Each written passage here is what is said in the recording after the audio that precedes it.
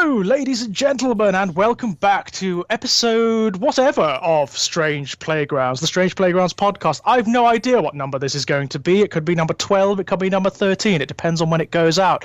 But we've got a very, very interesting one today, one that's likely going to spiral out into elaborate insanity.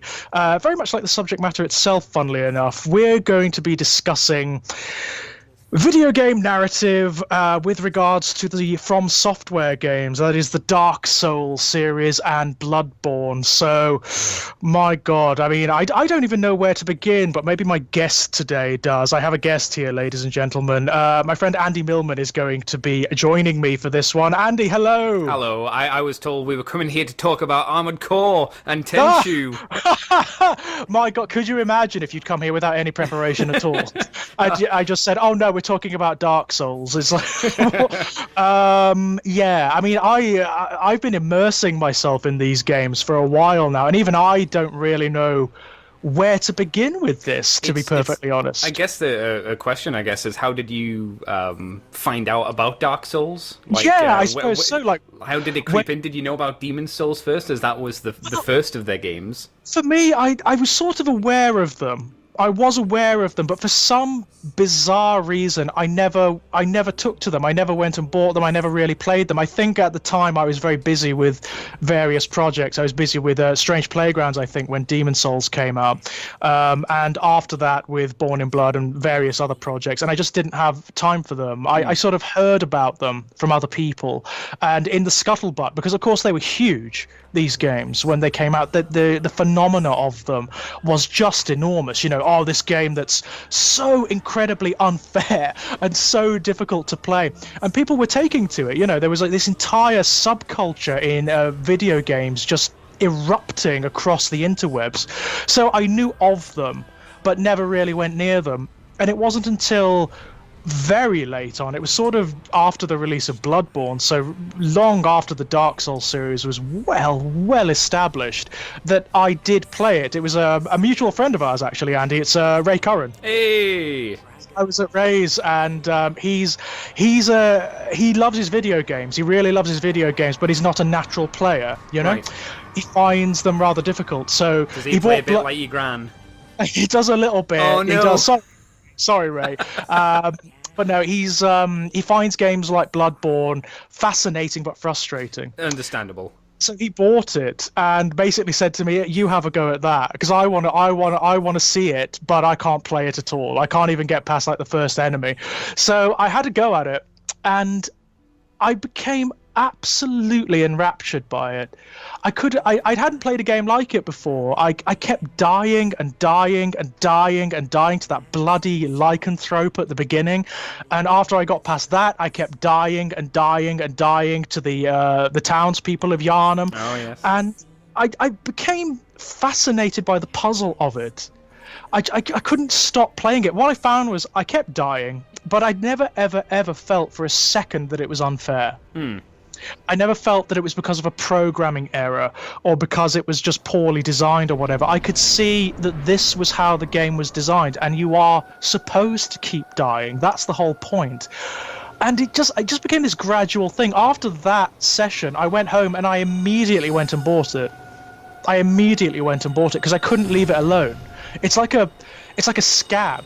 You just can't leave these games alone. I think that's part of their appeal, to be honest. They are masochistic. Oh yeah. I think they appeal to a very particular type of video game player who likes to be hurt by what they play, who quite enjoys the difficulty arc, because video games really are saturated these days with far too easy experiences.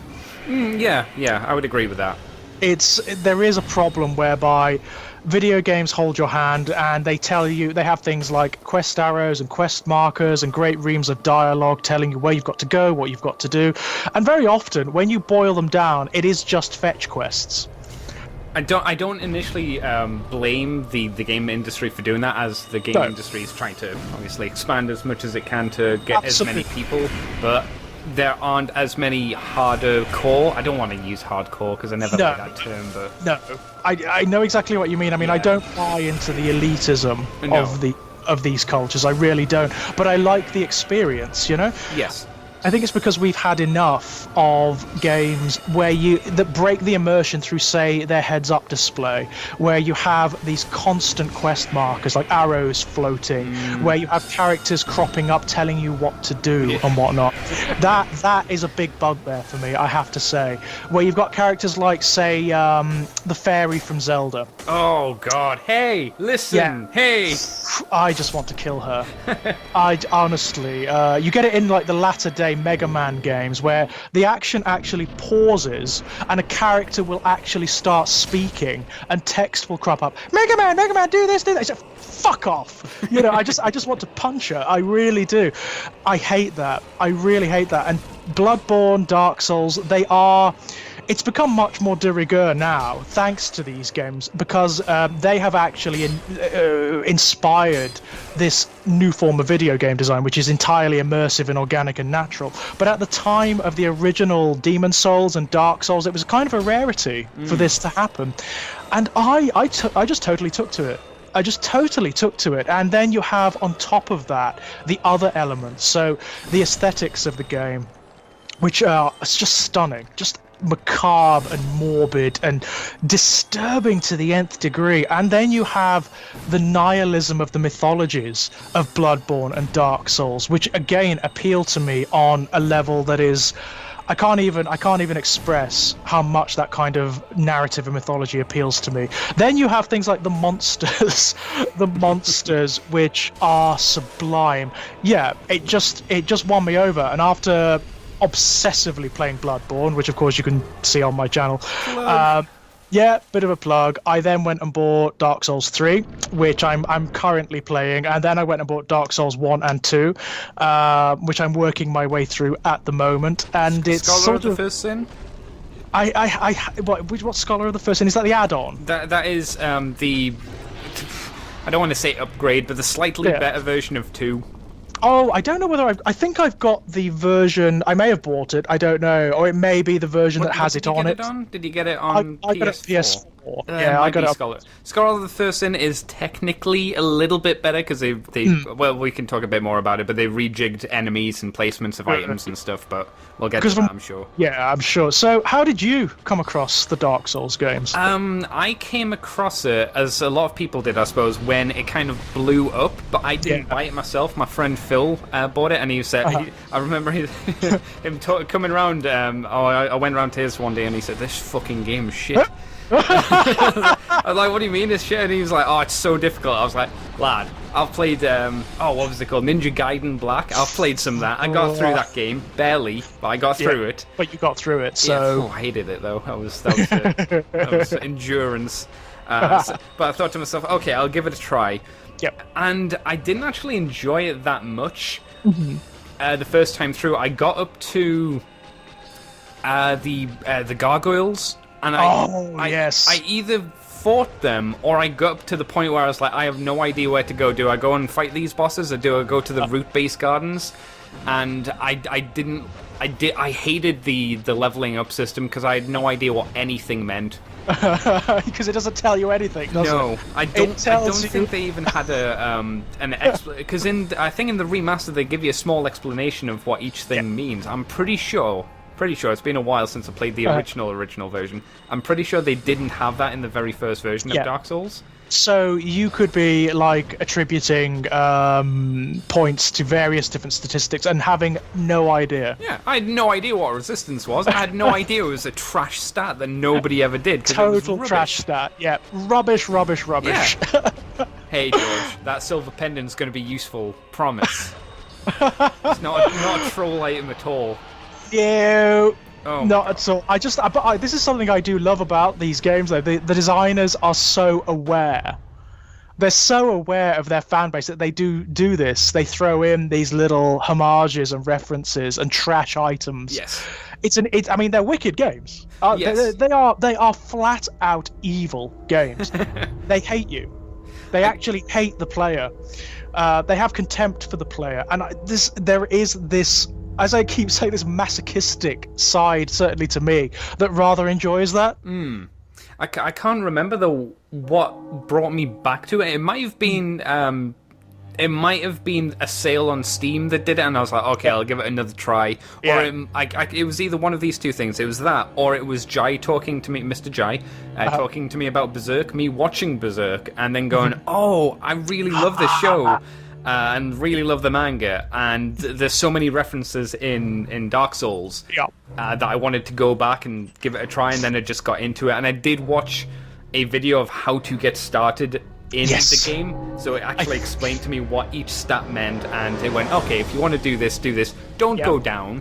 Don't go down to the graveyard. That's death. Just go. I did that. Everybody does that. My first playthrough, I did that, and I managed to brute force my way down to the catacombs, and got totally stuck down there. Did you kill everything, or like did you kill the giant bone skeletons? No. Okay, I didn't think so.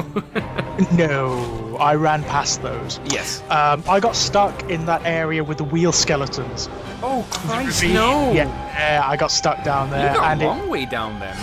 I did, and I tell you, it took a lot of trial and error, and a lot of running away from things. But when I did manage to claw my way out of there, and it was like clawing every fucking inch of my way out of there. Because, of course, this is before they developed this system whereby you can just teleport from bonfire to bonfire from the get. You had to earn that. You have to earn it in Dark Souls 1, and bloody hell do you have to earn it. Yeah, Jesus. It's like, the last 3/4 of the game that you get it? Yeah, and even then, it doesn't allow you to warp to all of the bonfires. No. You can only warp to key bonfires, so it's evil. I mean, and I just kept these fucking wheel skeletons. They are in later games, but they did dumb them down a little bit. Oh, certainly. They've made them much more easy to cope with. And it's not, I don't think it's necessarily the wheel skeletons themselves. It's the fact that you are in this fucking ravine where there's nothing. There's just darkness. You can't see them. You can hear them coming, though. Yeah, you can. And they have this massive activation range. Yeah. This incredible activation range where they just come at you en masse and you can't see them coming, and they just grind you to dust. They grind you to nothing. But yeah, I got stuck down there from before I'd even fought the first boss. Oof. You know, before I'd even killed the first boss, I got stuck down there. So I had to work my way back up and through the catacombs to get back to the bonfire that's just after the graveyard. What a shame, because you were technically right next to one of the easiest bosses in the game. Yes, and it could have given you the right of what's it called? The right of fire channeling or something? Which start off with would have been amazing, would it not? Pinwheel, yeah. He is so fucking easy. Yeah, he really is. You literally, you identify the one that's real, because this boss, ladies and gents, has a habit of spawning phantasms of itself. You identify the one that's real and you wail on it. Mm-hmm. And it dies very, very, very quickly. But if you do want to do that, ladies and gents, you have to get through the catacombs first, which, believe me, is not a good thing. Not on your first run. If you've done it before, you can manage it. It's not fun, but you can manage it. It's well, I didn't know what I was doing. Oh God, no. I had no idea what I was doing. I ended up killing that the smith guy, the big boat guy, by accident. Complete accident. I hit him by accident when I was killing a wheel skeleton, and he got agitated by that, so I had to kill him then. What I will say though is I've been using the weapon he gives you ever since. That big fire hammer. It's awesome. Oh right, I never used it because I never killed him, George, because I'm a good boy. Right, I respect my smiths. I don't kill them.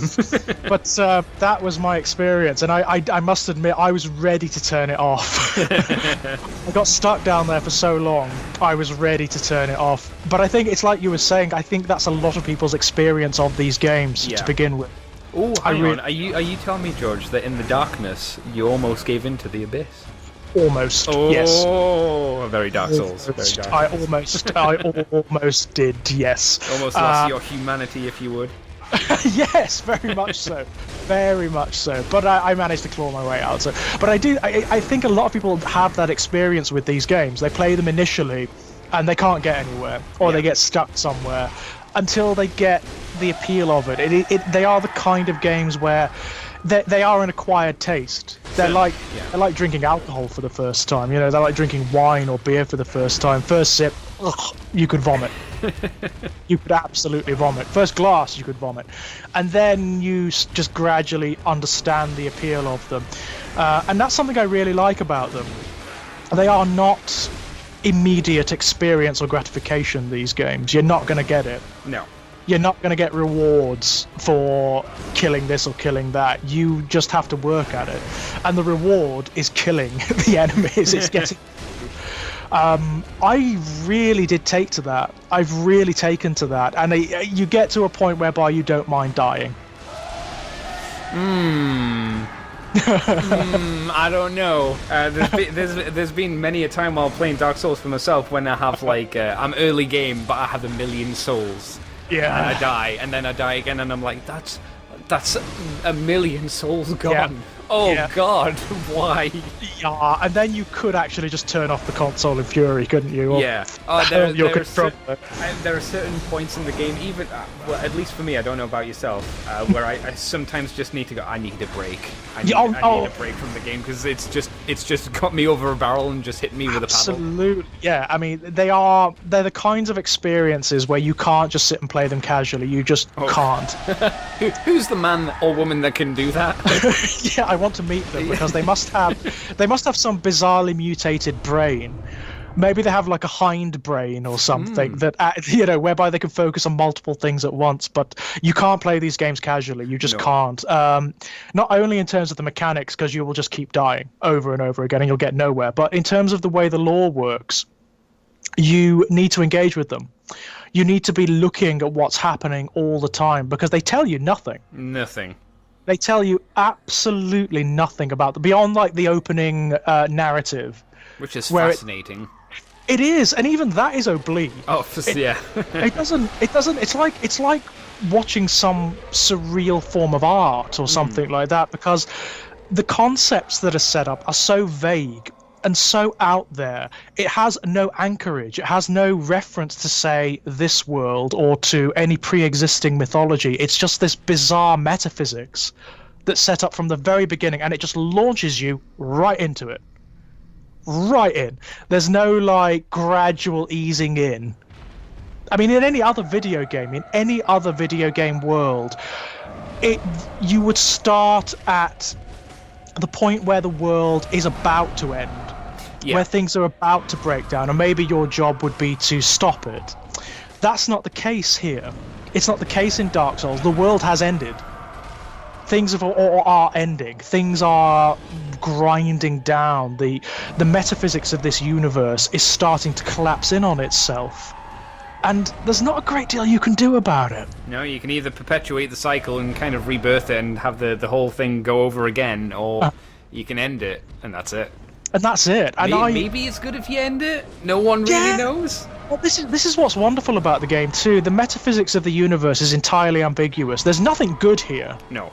There's nothing worth saving. That's what I really love about it. It doesn't matter what you do. This universe, it's either going to go through another cycle of corruption and degradation, or it's just going to end. It's going to collapse into darkness. And the game actually does tell you at one point that letting it collapse into darkness maybe not such a terrible thing. But it might. I think that goes into how much do you trust Frampt and his serpents. Because they might have a horrible desire to bring things to an end, since they could be related to the dragons, which were ended by basically humans. Yes, it's very difficult to say, isn't it? Yeah. Even the characters all have their own very weird, obscure agendas, and you are no one. You're kind of nothing. Even though you are significant, you are kind of a chosen one. You can rekindle the flame. You can become like the next Lord Gwyn, essentially, like basically the Messiah, I suppose, a kind of undead Messiah.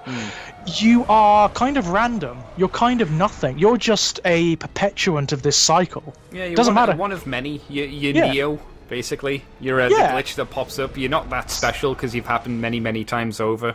Absolutely, and you have no agenda of your own in that. You have no agency of your own. You have no history either, unless you, as the person, gives him something or her something.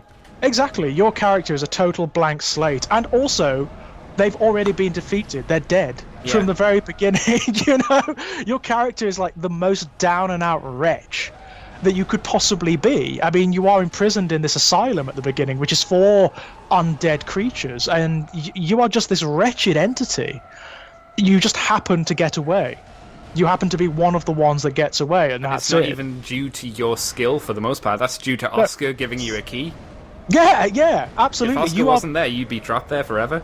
Yeah, you are being shepherded throughout this entire game by powers that are way bigger than you are, and by systems that have existed for, God, the timescale of these games. The systems that have existed since the beginning of time, basically. It's such a huge concept to deal with. I mean, at its base, it's kind of simple. You have this dichotomy between the light and the dark, between the void, which was before all of existence. There was the void, which is nothing. It's just perfect nothing. And then you have fire, which is light, which is chaos, which is creation. And then you have entities from the fire that start to undo the status quo of the void. Void was fairly happy place, though, to be fair. The dragons lived there without any beef, really, it seems. Without any real problems, it seems, yeah.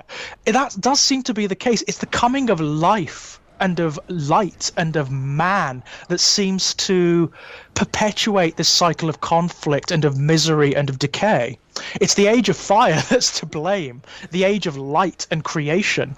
And that's a very weird thing as well. I mean, again, in any other mythology of its type, the void would be a synonym for evil. And it's not in this game. Oh, as far as we know, because there's nothing about the void that we know, it could be a terrible place, or it might be just purgatory. Yep. Which isn't great either. Who knows? We know nothing about what there was before the Age of Fire, apart from there were dragons and there were the ash trees, and that's about it. And that's about it. That's all we know.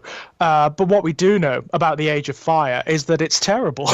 You know, it's this time. But it didn't used to be. It used to be very good, and it used to be very prosperous. The Age of Fire was a great thing. When Anne Orlando first came about. When they were setting up the Dark Souls and the Kingdoms, everything was dandy, everything was booming. Humans started flourishing as well, and everybody was having a good time. And then the Abyss kind of came in. Started messing stuff up. And then Gwyn got real panicky. And shit his pants, basically. And that's basically it. Basically, Gwyn, who is kind of God in this universe, more or less, it all starts to go very, very wrong from that point on. Very, very wrong indeed. And it's inevitable as well. This is something I love about this universe, and you don't really realize until Dark Souls 3, really, that it's cyclical. It's all happened before in one of myriad permutations and universe. I mean, there are implications of it in Dark Souls 1. When you go down, I can't remember what the area is called, but there's an area you reach through this immense world tree. Oh, Ash Lake. You mean Ash Lake? It's like it is like an underground ocean, essentially, and there are other world trees erupting from it into the distance. So it doesn't ever state it, but the implication is that there are multiple versions of this universe. I always assumed that was the world that was before the Age of Fire. It looks like it, doesn't it? Yeah. If you look at the Everlasting Dragon, is that who he is? He's sitting down there still. Yes, he's sitting down there still. One of the many covenants in the game. Yep. But the implication is, of course, that there are multiple universes like this where this is playing out over and over and over and over again. And if you could reach those other trees, you could ascend into other versions of the Dark Souls universe, maybe. I love that. I absolutely love that. The notion of a sort of multiverse. It kind of reminds me of the metaphysics that's set up in Bioshock Infinite, where you have exactly the same thing, basically, towards the end, where the iconic lighthouse from the original Bioshock, which then occurs again in Bioshock Infinite, is just one of many lighthouses in many permutations of reality that spiral out into all infinity. What I love in Dark Souls 3 in particular, though, is that even that starts to collapse. Yeah. All realities end in Dark Souls 3, or certainly in the Ringed City add-on. You get this implication, and again, not stated outright. There is nothing that is stated outright. Everything in these games is interpretation and metaphor and symbolism. You have the implication that all universes are tending together. There is this sort of regress of all creation, and every version of every universe starts to merge into one and collapse into this void, into this nothing. Love that. It's bleak. It's very bleak. It's probably one of the bleakest multiverses I've ever come across, because you just can't escape it. It just doesn't matter what you do. There is this overarching sense of things not ending but having ended, and you are just in the crap that's left. Yeah, you got to make the best choice you can in life, and that's it. Death. I don't know. On death, yeah. And this is another thing. Everybody's dead. Pretty much everybody in these universes is already dead when you encounter them. Or gone mad. There are a few that are okay, but they slowly kind of devolve into madness as well. Yep. A few that don't. But not many. Not many. Not many. And it's the same thing you get in the Bloodborne universe, which is ostensibly separate from Dark Souls, but there are maybe lots. Maybe. I don't think so, to be honest. No. I think that they are linked even more after playing Dark Souls 1. Mm-hmm. For the reason of the Ash Lake, because of the World Tree. And the fact that the Ash Lake seems to be, or at least could be, what's being referred to in Bloodborne when there's all this talk of the deep, of the state of creation where the Great Ones come from. Now, the Great Ones in Bloodborne are these Lovecraftian entities. They are basically extra-dimensional cosmic entities that may as well be gods. Whether they are or not is up for debate. It's a matter of semantics, but they may as well be gods. And you find out in Bloodborne that these entities all derive from an ocean. It's not a real ocean, it's a metaphysical ocean. It's sort of like an abstract ocean. But they all derive from it, which seems to have overlap with the Ash Lake and with the deep, as it's referred to in Dark Souls 3. It makes me think that these universes are indeed interlinked. Well, have you heard any of the descriptions of Kareem and some of the other lands in Dark Souls 1? Because some of those sound very Bloodborne-y. They sound a bit more like maybe Yharnam or places that were around it, yeah? Yeah. Interesting. It's like Marvelous Chester, who's in the DLC for Dark Souls 1, just before the Arturius fight, is dressed up like a hunter. He's got a top hat and everything. Like, his attire is completely different from anything else in the game. Yeah. The only thing he has is a V for Vendetta mask, effectively. Yeah. So it's conspicuous. Yeah. He's so different that you can't help but think that he must be a reference. Because, of course, the aesthetics between Bloodborne and Dark Souls are quite different. Yes. Bloodborne's going for this whole sort of steampunk, faux Victorian thing. Whereas Dark Souls is much more knightly orders, high fantasy, that kind of aesthetic. Yeah, dark fantasy, isn't it? Dark fantasy. Yeah. So to encounter a character that looks like a Bloodborne character in Dark Souls is somewhat conspicuous. And we know there are certain common elements anyway. I mean, there's Patches, for example. Yep. Oh, gotta love Patches. Oh, Patches. For those who don't know, ladies and gents, Patches is a consistent character who turns up in both the Dark Souls series and in Bloodborne. And in each of them, he seems to have taken on a different animal aspect. And he's also a complete wanker. A complete and utter wanker. I don't know from the Ring City, because he kind of seems like it, but he also seems like I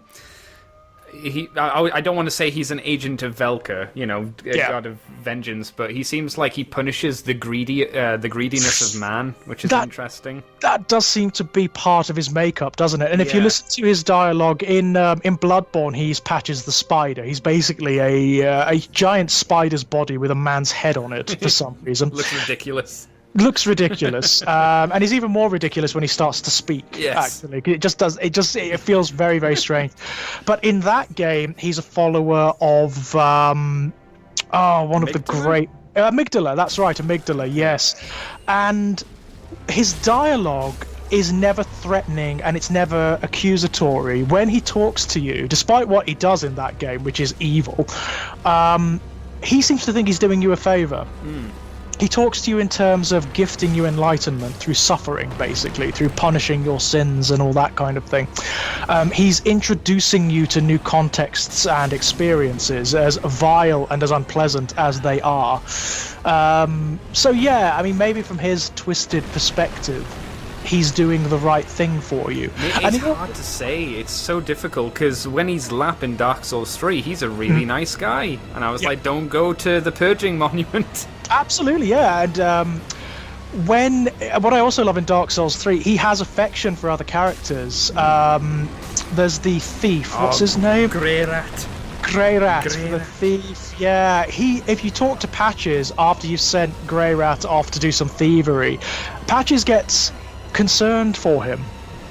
He actually does get concerned for him, and I won't say that this is anything that I've come up with. This is directly from one of VatiVidya's videos, by the way. And if you, by the way, ladies and gents, if you want probably the most comprehensive interpretations of this lore, go and watch VatiVidya's videos, because they are amazing. Yeah.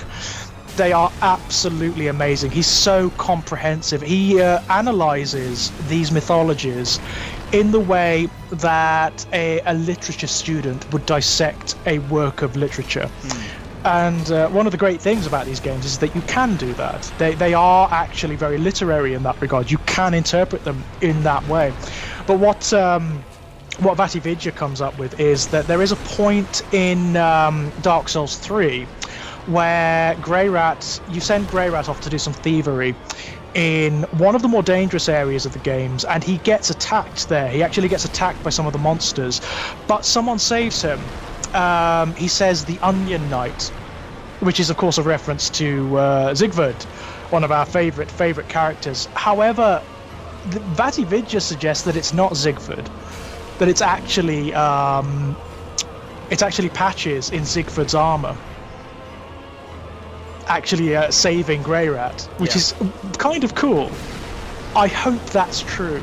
I think it probably depends on the events that you go through, because if you spare Patches and you buy the armor back from him, it can't be him, it has to be Sigurd that saves him.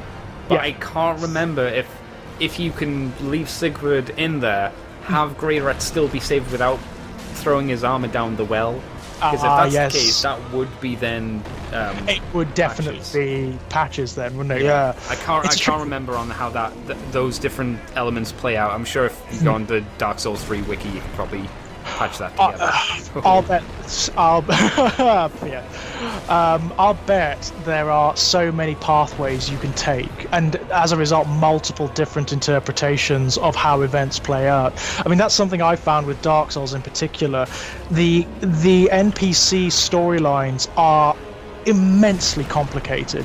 Oh, there's such a faff, especially if you want to try and get all of them done properly. There's such a faff. Honestly, I fucked up all of them. Oh, really? Basically, what, on Dark Souls 1 or 3? Or Dark Souls 3. Basically, every single one of them I've screwed up in one way, shape, or form.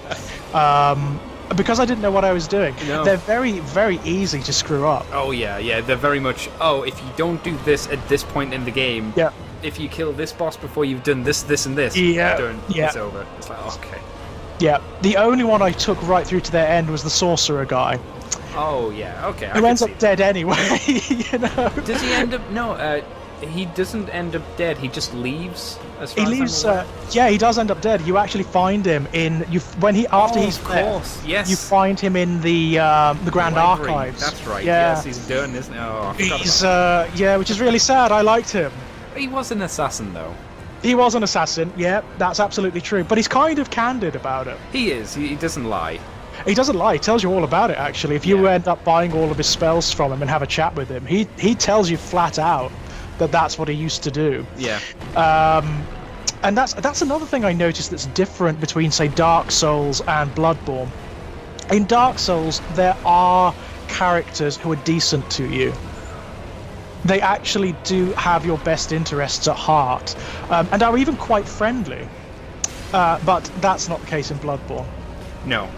There is one character in all of Bloodborne that doesn't have an agenda. there is only one, or at least doesn't go absolutely wampy by the end. And that's the ward character in the chapel, where you can send a lot of the NPCs to save them. He looks frightening. He actually looks like he's devolving. He looks like he has some of the beast blood in him, and you suspect from the off that he's going to do something sinister because he looks so bizarre and gangrel and weird. He kind of sounds it as well. He does sound a little bit weird. He does this weird sort of hitchy laugh after a lot of his statements, and you think, oh, something's going to happen here with you, mister. Something's definitely going to happen with you. In the end, it turns out he's the only character that's on the level. Do you think that's a commentary on city folk and city life versus someone who's maybe homeless? Well, given the nature of these games, it would not surprise me. Yeah, because I'm assuming he probably didn't have a home to live in. He doesn't look like it. He looks like one of the street people of Young. And everybody else, like the old lady from the house, and this like they're all assholes. They're all in it for themselves. Every single one of them. Yeah. Every single one of them is Apart an from arsehole. the little girl. Apart from the little girl, who in most story arcs ends up dead. And so does her sister. And so does her sister. I mean, that, for me, that when I got to the end of that story arc and I realised what was happening, I was like, bloody hell. I mean, I write this stuff. I'm well immersed in the really, really psychologically dark stuff. But this game, and the reason it does it, this is another thing I love about this game, the reason it kills the children, basically, is because it's trying to invert your expectations of how these games play out. Yeah. In any other game, if you did what was expected of you, which is follow the mission through, and did all of the stuff, took all the choices that should be the good choices, it would reward you. The girl would survive and make her way to the chapel. If you do all the right choices in this game, or the choices that seem to be the correct ones, she ends up dead. And horribly so. And so does her sister. Yeah, which one gets fucked by the pig? Well, at least eaten by a pig. Eaten by the pig, that's the first one. That's the original. How does the second one go? I can't, because I remember there's the pig, and I can't remember how the other one goes. There's the pig. And the reason you find it is, the only reason you would know she's eaten by the pig is if you go back down into the sewers and kill the pig, because it's got her bow inside of it, basically. Give it an anal exam, and you find that bow in its bum. You basically find the bow in its intestines, yeah. And then you take the bow back to the sister, and you have the choice of either giving it to her or not. So obviously in any other game, the right choice would be to give her sister's bow. Yeah? Yep. You do that, and then you walk away from the window, and suddenly you hear this really disturbing laughter and this sort of whispering to herself, and she starts talking about how it's hers now and how it's so pretty, and you realize that this girl has lost her mind, basically. She's lost everyone. She's lost her mother, who was killed by her father, who went mad. She lost her father, who you actually kill. And then she lost her sister as well. And then if you walk away further, you hear the window shatter. And if you go back, you find that she's committed suicide. She's actually leapt out of the window and killed herself down below. So it's misery all round, really. Yeah. Everything you do in this game has consequence, and it almost universally has negative consequence. You kind of get why she killed herself as well, because this has all happened within a night. Not even a full night, like within a few hours. Yeah, basically she's lost everything. And beyond that, the whole city is collapsing into insanity. Yeah. You have madness on her doorstep. You have monsters and people who used to be her neighbors, used to be her friends, used to be people she knew, turning into these either mad people or bestial entities, And also just the effect in general of the new moon and all that bobbins as well. Exactly. I mean, that probably would have had an effect at some point. Even if she hadn't killed herself, you probably would have come back to find her transformed into some hideous creature or something like that. It certainly happened to her father. So, that's a very good example of the kind of thing that happens in Bloodborne. It is not for the faint of heart in any way, shape or form. And it's certainly not for people who want their fantasy to be neatly and morally resolved. Because it isn't going to be. It isn't going to be. I'd say that Dark Souls is pretty bad. But it's nihilism. In Dark Souls, you don't have any control over what's happening. Everything is ended already, and it's just this gradual decline towards entropy. And there's not much you can do about it. Bloodborne, it's not entropy. It's worse than that. It's corruption. Yeah, like Dark Souls, at least Bloodborne feels a lot more alive. Yes, in a sense, than Dark Souls. Like you say, Dark Souls, there's nothing left. The most you get is a man and his cat selling you swords. That's basically it. And then this insane girlfriend, maybe in a ditch selling you moss. Yes, yeah. Exactly that. Whereas in Bloodborne, the metaphysics is far nastier. I find. I think the thing about Dark Souls is it is going to end. Yeah. Whatever happens, it doesn't matter how terrible Dark Souls gets, because it's just going to collapse in on itself and there's going to be nothing at the end. Whereas Bloodborne, that's not necessarily the case. It is just this, it seems to be this escalating corruption. It seems as though the metaphysics of Bloodborne is such that no matter what horror you face, no matter how disturbing and diseased and corrupt the situation, it's gonna get worse than that, and worse and worse and worse. And as you uncover more of the metaphysics of the universe of Bloodborne, you find that it's worse than you can possibly imagine. It's hideous. It's absolutely hideous. All of these institutions and characters who think that they're doing the right thing, who think that they're basically moving humanity on to some other state of being or whatever, actually end up destroying everything and corrupting everything and driving not just humanity but all of reality into madness. Have you ever thought about how the fall of Ulasil in Dark Souls 1 might be similar to the fall of Yharnam? It's very similar, isn't it? And you know what, like Yharnam and Bloodborne it's the same kind of effect as people probably went mad and turned into beasts there as well, just due to the dark. It's something that's picked up in Dark Souls 3 and is really explicit. Really explicit. Is it Izalith where you fight Sullivan? Oh no, no. It's the Boreal Valley. It's in the Boreal Valley, isn't it? That city, that glittering sort of ash-ridden city. When you go there, almost all of the enemies are bestial. Almost all of them.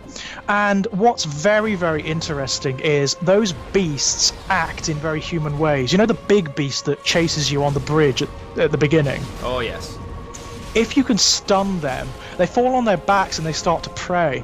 Yes, yeah, that's really... I mean, it's hard as hell to get that done, but... Yeah. Yes, yeah. Bloody hell. They took me a while to beat, I've got to say. Yeah, they took me a long while. But I did manage it, eventually. I did manage it. Well, I went and killed them when they were in their pen. You know that secret area? Which secret area? There's a secret area where it's just after you defeat Sullivan in that PvP area. Right. With the giants. If you make it past the giants and into the archway, there's a secret wall there. Oh, that thing. Okay, yeah. Yeah. And they're down in like a big chamber. Both of them, both of the beasts that you face are down there. And you can kill them down there, and then they don't appear where they normally appear. Oh, see, I've always killed them down there. I didn't know that they appeared in other places. Oh, yeah. They can appear in various different areas throughout that particular... I can't remember what it's called. It's like Izalith, but it's not Irithyll. Irithyll, that's it. Irithyll, that's it. Irithyll of the Boreal Valley, that's right. And some of the item descriptions, actually, where a lot of the background is in these games. So entirely optional, by the way, which is really clever. It means you're not belabored by it. You know, you're not forced to sit down and read it. It discusses how there was a curse of beasts that was brought by Sullivan. Yes, yeah. Corrupted the townsfolk, and it's not a million miles away from Bloodborne. It really isn't. And I mean, even those creatures, they resemble the big werewolves. You know, they resemble monsters from... They could so easily be transplanted into Bloodborne. So yeah, I do think there's some sincere overlap. I really do and it's easy to do as well, because of course it's pretty much established at this point that Dark Souls doesn't occur in a universe, it occurs in a multiverse. where there are various different versions of this reality that are just subtly removed from one another. It's a clever way of saying, hey, your character means something, as does your friend who's playing it, as does the other friend who's playing it as well. It's a good way of doing that. It's very clever, isn't it? Yeah. Because it makes the universe yours. Yeah. It makes your permutation of it very personal, which is it's essential to the way the story is communicated in these games, because it is very personal. Very little is set in stone, barring the sort of framing devices. Very little is set in stone. You've got to engage with it, and you've got to interpret what's happening, and that's what makes it so sophisticated and so engaging. You can have complex and meaningful discussions about the lore of these games in the same way you would about the lore of a very well-written fantasy work. Because it is open to interpretation. There is very, very little that is absolute in these games. Even like the significance of absolute concepts, like say the void, for example, as we were discussing earlier, it's neither negative or positive, really. Yeah.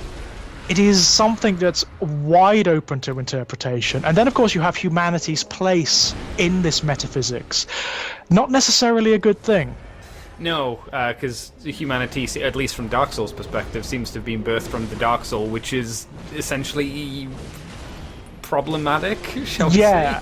It's not. Well, if it's nothing else, I mean, I hesitate to say that it's evil or anything like that. If nothing else, it is sort of an agent of chaos in these universes. It seems that anything born with the dark sign or beneath the dark sign is a precipitant of the entropy that inevitably comes about, and humanity is part of that. It actually seems as though the Children of the Fire, at the very beginning of the metaphysics of Dark Souls, made a mistake in waging war on the dragons. Yeah. It seems as though that was a big mistake, because it ultimately ended up in all of them descending into abomination and insanity, and then all of creation descending into abomination and insanity. It's a very Lovecraftian universe in that regard. It's a universe of mad gods. Desperate gods as well. Desperate, like, yeah. Gwyn is super desperate. That's why that's why he theoretically made the dark sign, to make the humanity be able to be burned again. Yeah. But it hasn't worked. It worked for a time, but not for very long. Yeah. So then he had to burn himself. Yeah. It's brilliant. I mean, and then you have these notions as well that you have to interpret because they're not explained. The notion of burning, for example, and of kindling, and of rekindling the fire, of linking the fire. All of this stuff, which makes sense within the game universe, but which is oblique. Why do you have to rekindle? Why do you have to link the fire? What does that actually mean in this universe? And why do there have to be the seven lords that occupy their thrones and whatnot? It's really, really in depth.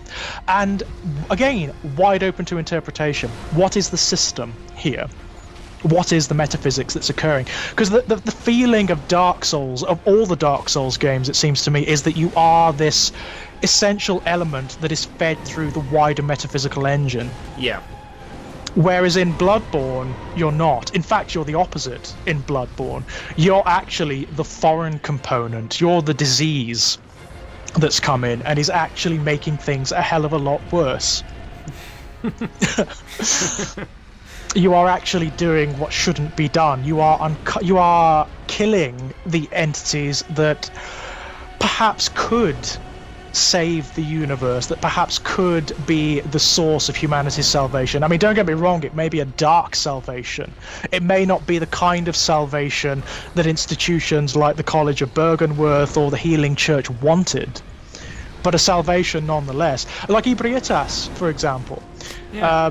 Ebrietas, the Great One. The killing of Ebrietas in Bloodborne is entirely optional. Oh, it's unnecessary. I missed her. I totally missed that entire area when I first played it through. I didn't know it was there. I had absolutely no idea it was there. I remember encountering the locked door and then forgetting about it. I even remember picking up the key from the town where the amygdala are sort of everywhere. Oh yeah. And not knowing what to do with it, and then just completing the game, and not coming back to that until much later. But you don't have to kill Ebrietas. There's no reason to do it. But you do. Apart from to get them sick levels. To get, basically that. And weapons, and that's it. That's basically it. Yeah. And Ibrietas... She's not doing nothing wrong. Not really. She just sat up there, I mean, doing nothing. And it's again, wide open to interpretation. You can interpret her position in the upper echelons of the Healing Church in multiple different ways. She could be the Great One that's manipulating everything. So maybe she is the source of the corruption in Yharnam. She very well could be. Or it could be that she's a prisoner of the Healing Church, and they're using her to draw the healing blood, and that's what's causing the corruption. You never really know. It's never really found out, which I like. I always interpreted it as they were taking the blood from her, and she was just like, eh. Yeah, she had no choice in the matter, you know? And that's fascinating, because she does seem to be a source of transcendence. If you look at what's derived from her, after all of the hideous experiments and the failures and whatnot, you get the kin. Yeah. Which are these fusions of human and Great One, which they act as intermediaries. They can actually communicate with both the Great Ones and humanity. So without your interference, maybe the Healing Church might have done it. Maybe. Who knows? Yeah, that's it. Maybe who knows? Who knows if anyone wanted that? Yep. Oh yeah, absolutely. I mean, I think it's very clear that nobody knew what the Healing Church were doing. Oh God, no. I think it's very clear that they were, from the very beginning, from the moment they found the blood and its effects, they were up to their own shenanigans. Yeah. I mean, the fishing village, whatever that place is called, is a great example of that. By God, yeah. I mean, really, if you are going to play Bloodborne and you really want to get immersed in the lore, you need to play the DLC. You need to play the Old Hunters DLC, because it explains, without explaining, it explains so much about what's going on. It's almost unfortunate that it was DLC. Yeah, because it's so essential. It's so essential. If you want to understand what Bergenworth were doing, what the Healing Church were doing, and why they don't want you to find out, why they've taken such pains to eradicate their own history, this is it. This is it. And my God, what you find is appalling. It's unbelievably appalling. I mean, first of all, you find that that area which is sort of like a fragmented memory of the laboratories and the experiments that the Healing Church and Bergenworth conducted in order to create the kin and the Great Ones before they even managed to synthesize the healing blood. And that's appalling enough, because you obviously you get to see the failed experiments, you get to see the people who have been driven mad and become abominations in their quest for transcendence, which I doubt very much most of them were volunteers for this. Some of them seemed like they probably would be, but without knowing what they were doing. Some of them definitely, but I imagine a lot of those experiments were involuntary. I imagine that the Healing Church kidnapped a lot of people from the streets of Yharnam. The way I always took it was at first they were volunteers, and then they realized they needed more, and they went, well, we've got to get them somewhere. Absolutely. But the worst thing about it, of course, is they're close. If you talk to some of the crazies in that area, they talk about the ocean. They talk about not only the fishing village, but the ocean itself. And it's not the sea, as we've discussed earlier. It's not a physical sea. It's actually the abstract sea. It's the metaphorical sea in which all of these realities occur, in which they float. So they were close. They were getting there. It just happened that they had to go through madness and abomination to get there. Well, maybe there wasn't any other way to get there. Maybe the human mind just couldn't take that much. Yeah, maybe that's it. But the worst of it is, they get there. They actually manage to get to the fishing village, which is an area where the people have managed to communicate with the Great Ones. They have actually managed to talk with the Great Ones, particular Great Ones, like Kos, for example. The mother of all, Kos, who is basically the female equivalent of the moon. What's the god of the moon? I can't remember what it's called. Not the moon presence, but I can't remember what they call it, but there is a particular male Great One that they refer to throughout, who is associated with the moon. It may actually be the moon presence, but it's kind of left ambiguous. Erden, the chapel of Erden and whatnot. Oh yeah. Erden is basically the Great One. He is the male Great One, in the same way that Kos is the female Great One. And together they seem to be the core of this metaphysics. What you find, spoilers by the way, in the fishing village, is that they have succeeded in making contact with Kos, and they've killed her. Yay! They've actually, the goddess of goddesses, the one who could have potentially been the entity that was the salvation of all, has been called down and beached from the Great Ocean and has been murdered. How very human. Yeah, absolutely. So this is the worst of it. They succeed through their experiments. They actually succeed in making contact with the one that they want to make contact with, and they end up murdering her. They end up destroying what could be the source of their transcendence. Was that an accidental thing, or was that a deliberate thing? Who knows? What do you assume? I imagine it was, given what they did to the fishing village and the people there, I think it was probably deliberate. I think I always took it as it was a mistake because they wanted to capture her and she refused, and then they went, whoops. Yeah, that's possible. That's possible.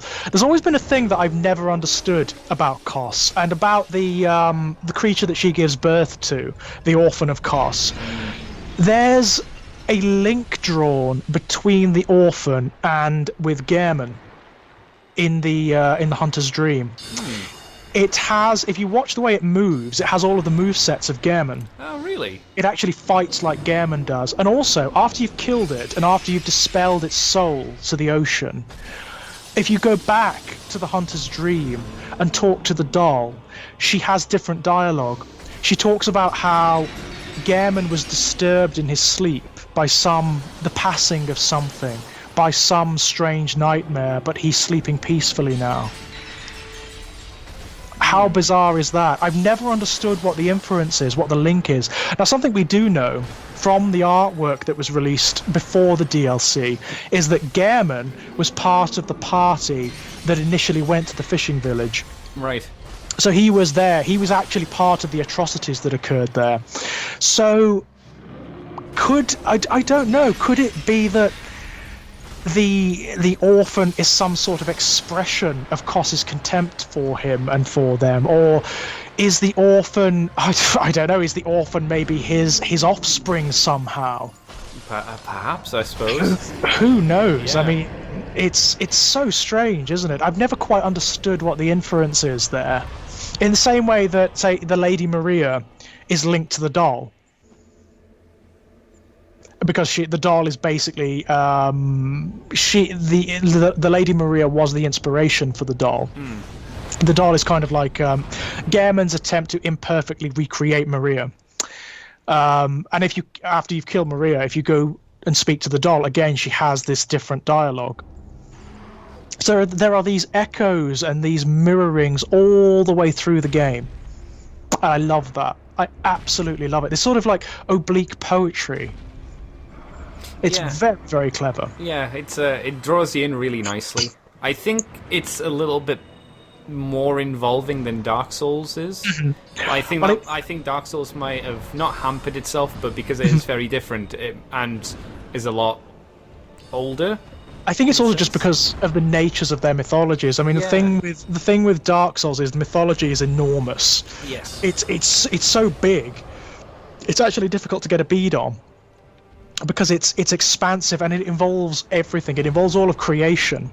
Whereas the Bloodborne mythology, it is expansive and it involves multiple realities and multiple shades of reality, but it operates in a much more intimate fashion. Yeah, I suppose Dark Souls is operating over potentially thousands of years, while Bloodborne's operating over maybe 100, 200 years. Yeah, that's right. I think that's absolutely correct. And then, of course, you have in Bloodborne a different metaphysics. So in Bloodborne, men and women, mortal men and women, can become gods. Yeah. they can actually transcend, and that has happened a couple of times. There are a couple of entities. There's the Rom, the vacuous spider. There is an implication in one of the item descriptions, I can't remember which one it is, that she was originally a scholar at Bergenworth. And that she somehow synthetically managed to transcend herself. You know how Bergenworth have this thing with eyes? Oh, they love them.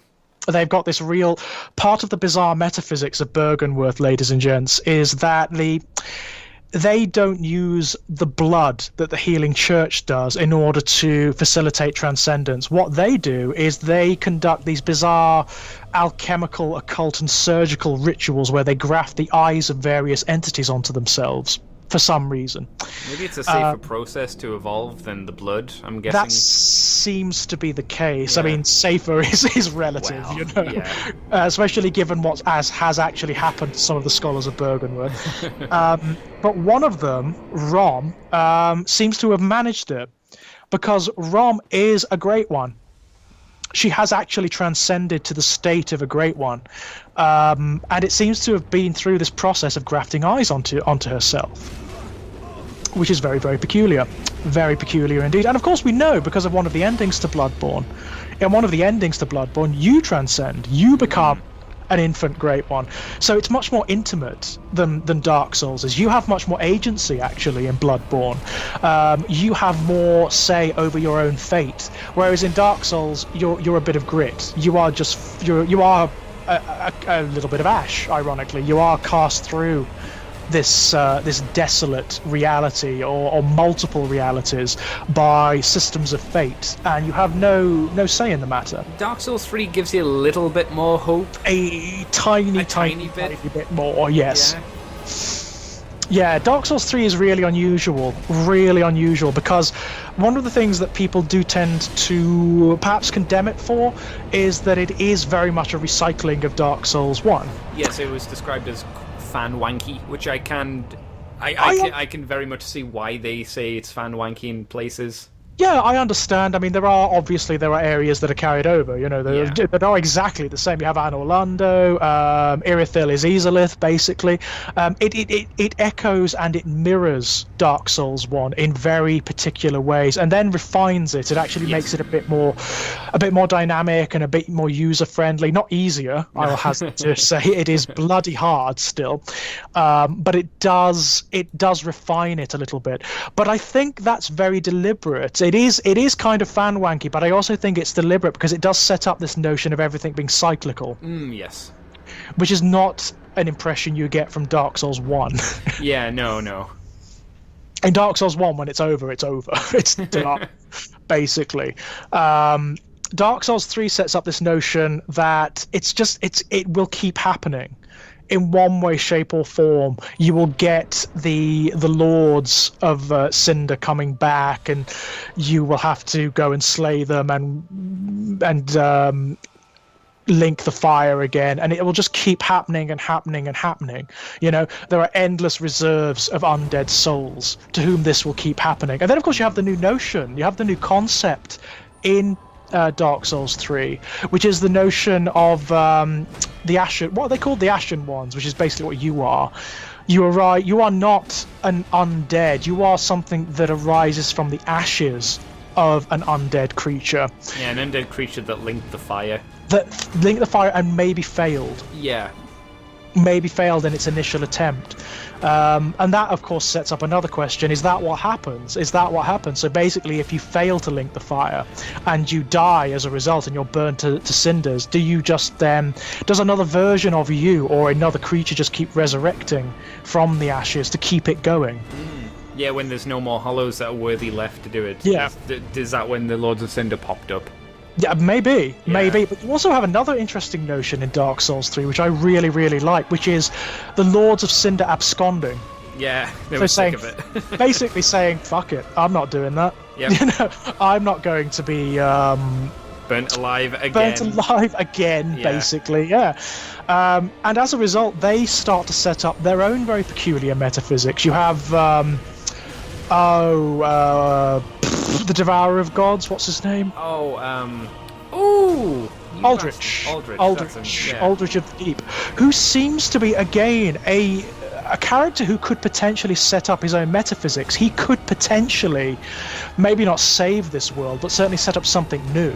Because he's like an uber villain, isn't he? He is like, well, I say villain, but he's an uber monster. Certainly, he is the devourer of gods. Yeah. And he has managed it. He has done it. I mean, if you look at, it's implied, but if you look at the way he looks, for one thing, he's Gwyndolin, isn't he? Yeah, he's actually derived from Gwyndolin, and he has Gwyndolin's magic as well. So the implication is that he's devoured this reality's version of Gwyndolin. He is actually the devourer of the old lords and of the old gods. So could he potentially set up a new metaphysics? Could he actually cause the system that Dark Souls is operating under to judder and maybe to stop and set up something of his own? Do we ever know what he actually desires apart from to eat? Because I think all we know is he wants to consume. That's all we know. Like the other cardinals of the deep. Yep, that's all we know. That's all we know. And also, we know very little of the deep that he talks about. Yeah. But to me, you know what he looks like to me when you reach him? He looks like one of the great ones. He looks like a great one. And the fact that he's associated with the deep, and the fact that he is basically a mortal man who has transcended himself, like the characters from Bloodborne, it suggests to me that he could potentially start operating on the levels of reality that Bloodborne does. I mean, there's the potential, yeah. If he's absorbing the power of gods, then he's obviously getting some aspect of them as well. Yeah. So why not? Surely he could do that. Yeah, potentially. Surely he could do that. That fascinates me. In fact, Aldrich is one of my favourite characters from Dark Souls, I've got to say. He's one of the very few characters that has specific lore set up about him. From the beginning, you actually hear about Aldrich and what he's doing and what he means. And I love the fact that when you enter his cathedral, he's not there. The tomb is empty. Yeah, he'd already shipped out. Which is really kind of creepy in and of itself, but also has these very, very disturbing resonances with Christianity. You know, it's the whole notion of rolling the rock away and Christ not being in the tomb. Yes. It's so is he kind of like a dark savior? Well, wasn't it's Sullivan who moved him, or at least helped him? Yeah, it's Sullivan and him seem to have some connection, definitely. And again, Sullivan seems to be this character who could potentially have removed Dark Souls from itself, from its own, could have shattered the metaphysics, because that seems to be what he's trying to do. He certainly had plans, whether for good or for ill. He certainly helped cause what has happened. The lords absconding their thrones. He certainly helped that, at least. Oh, yeah, and if not helped it, directly inspired it. Oh, yeah, certainly. He's if there is like an antagonist character in Dark Souls 3, it's the Pontiff Sullivan. Yeah. He's the closest you get to it. And he's got this very in-depth history as well, doesn't he? He's from the Ariandel as well, isn't he? He is, isn't he? He's from the Painted World. He's actually from Ariandel, which suggests that he is totally hopeless. Yeah. That there's nothing left of any hope in him. So maybe, I don't know, what is he trying to do? Is he trying to hasten the collapse of this world? Maybe. It seems like it. If he's trying to get the Lords of Cinder not to sit on the thrones, that's kind of the implication, I would assume. It does seem so, doesn't it? And then you have the other lords who seem to have absconded for their own reasons. So, like the Abyss Watchers, I think, have been corrupted by the Abyss and are mad. That's what it seems. It seems like, what was it? What's the desert city? The Carthus? Carthus, the Catacombs of Carthus. Yeah, that was infected with the Dark, and it seems like that they were infected there, or at least corrupted there.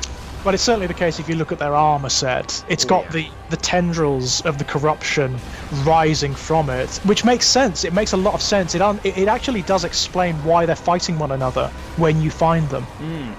Because, of course, their purpose was to destroy the Abyss, or rather to keep it in place, to destroy those that were tainted by it. And, of course, now they're tainted by it. Very much like their inspiration of Artorias. Artorias, yeah, very much so, very much so. It's this notion of cycles. It's this notion of cycles grinding on forever and ever. And of course, in Carthus, you have my favourite of the lords. Well, I love him. He scared the bejesus out of me when I first found him. I was not expecting it. Oh, okay, yeah. I was not expecting it. Actually, one of the easiest of the bosses in the entire game.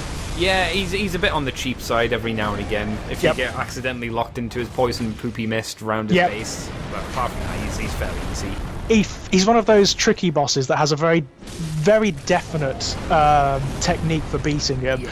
But if you don't know what that technique is, he could be tricky. Yeah, because there's no way you'd know to break his jeweled bangles. No, although they're so evident, they're so overt that I think you could figure it out. They're the only things that are, like, easy to hit. Everything else is surrounded by the mist. So it's like, yeah, Absolutely. just go for the bangles. Just wail on them, wail on them. And as But soon it's as one the way- pops and, like, a third of his health goes, and you go, aha, Yeah. there we go. Yeah, that's how to do it. But I was actually terrified by him because I didn't know that was going to happen. I got transported to the darkness where he resides, and I thought, okay, maybe another area.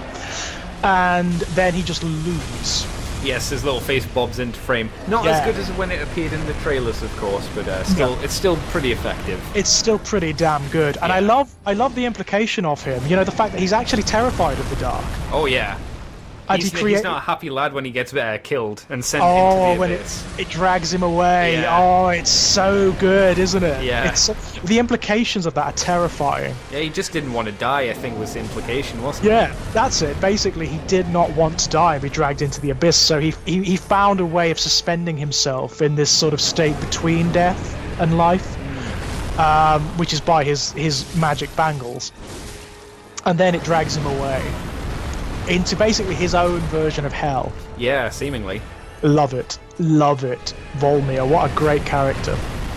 Got a great name as well, and a stupid armor crown thing to put on Yeah, your head. yeah. Yeah, absolutely. Never look good. But it's one of the elements of Dark Souls and indeed of Bloodborne that I love. The fact that there is very little setup for these entities, very little setup at all, but they are so well positioned and well framed that you kind of get the implication of them anyway. And you start to weave yourself into the story of them, so you create your own interpretations of what they mean, of why they are where they are, of what they are. And that becomes your own personal mythology, that becomes your canon, which may be entirely different from other people who have had the same experience and encounter. Yeah. It's very clever. It's very, very clever. And it's one of the reasons why, in terms of video game narrative, these games are some of the most sophisticated I've ever come across. There's not a lot like them. I guess the closest you maybe get are like the Skyrims and stuff, and they're not very in-depth with the story because it's choose your own adventure, but the stories themselves are pretty basic.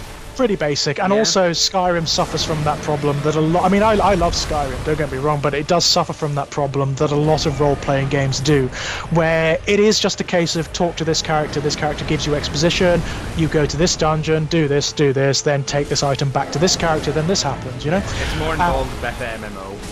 Absolutely, absolutely. And as a result, the way the narrative is communicated isn't as sophisticated. It's very absolute. You know what's happening, you know what the implication of it is, and that's the end of it. Whereas in Dark Souls and Bloodborne, everything is implication. Absolutely everything is implication. You don't know what is happening as such, or what the significance of it is, morally or metaphysically or otherwise. So you are more engaged, because you have to determine that for yourself. You have to interpret that for yourself, which I think is the way video game narrative should be. I think it should be an option. I don't think it should be the only way. Oh God, no, it's not the only way, but I mean in terms of the sophistication of it, Yeah. you know, and the way it treats its audience with incredible respect. Incredible respect. What I appreciate from Dark Souls and Bloodborne as narrative mediums and mediums of mythology is that they do not pat you on the head. They don't patronize you. No. You've got, basically, it gives you the stuff, it gives you the clay, it gives you the base elements, and then you've got to engage. You've got to interpret what's happening for yourself. And that means it makes it an emotional and intellectual exercise. It means that you actually do get involved in what's happening. Yeah, there's a if you want to, of course, if you want to try and figure out the story, there's a lot of work that has to go into it. Loads of stuff. Loads which is of why I stuff. really appreciate Vardic videos.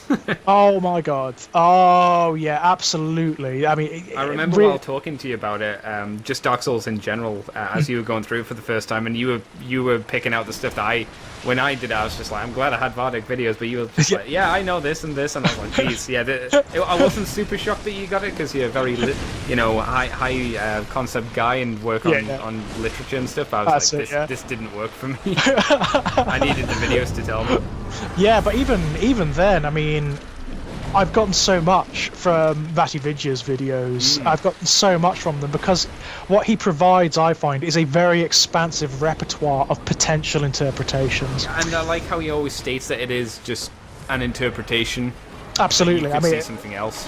There's a very good video he did where he talks about the potential crossovers between Bloodborne and Dark Souls. Oh yeah, that's great. It's a really good one because he actually prefaces it by saying, this is ultimately kind of a fan wank. This is not anything that I'm stating as absolute. Yeah. This is just, I'm just throwing around ideas. That's all. But they're very good ideas. Yeah, they make a lot of sense the way they're presented, and you go, I could see that. I might not agree with them, but it certainly is presented in a logical, meaningful Absolutely. way. In a way that I can respect and that I can really see. Yeah. The potential interpretations. It's presented in such a manner you almost want to play the games through again. Yes. So you can look at them and try to draw parallels or contrasts to see if it holds water. I love that. The fact you can do that, and that is built into the game.